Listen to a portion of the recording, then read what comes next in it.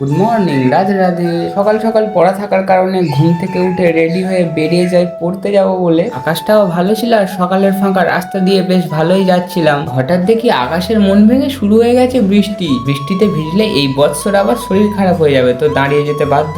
একটু বৃষ্টি হালকা হতেই খানিকটা গেলাম, আবার বৃষ্টি। তারপর দাঁড়িয়ে দাঁড়িয়ে বৃষ্টি দেখছিলাম আর ভাবছিলাম আজকে হয়তো আর পড়তে যাওয়া হবে না। তখনই হঠাৎ ভগবান মুখ তুলে চায় আর আমাদের বৃষ্টি থেমে যায়। তারপরে আবার আস্তে আস্তে করে চলে আসি পড়তে। 8টা থেকে 9টা পড়া শেষ করে বেরিয়ে যাই বাড়ি যাবো বলে। লিটারেলি বাইরেটা এত সুন্দর লাগছিল, মেঘলা মেঘলা ওয়েদার। এইরকমই মেঘলা মেঘলা ওয়েদার আর বৃষ্টি হওয়ার আগের মুহূর্তটা আমার তো সেই লাগে। তারপর তিনজন মিলে একটু ফটোশুট করে খাওয়া দাওয়া করে চলে আসি বাড়িতে। এদিকে অনেকটা বেলা হয়ে যাওয়ার কারণে স্নান করে নিই। আর তখনই ফোন আসে আজকে দুপুরে হাসো বাংলা টিভির শুট হবে। কথা অনুযায়ী দুপুরে শুট শেষ করে খাওয়া দাওয়া করে একটু রেস্ট নিচ্ছিলাম। তারপর দেখি সন্ধে হয়ে গেছে, তো একটু পড়তে বসি। পড়া শেষ করে খাওয়া দাওয়া করে শুয়ে পড়ি। আজকের ব্লগটা এই পর্যন্ত। Tata, good night.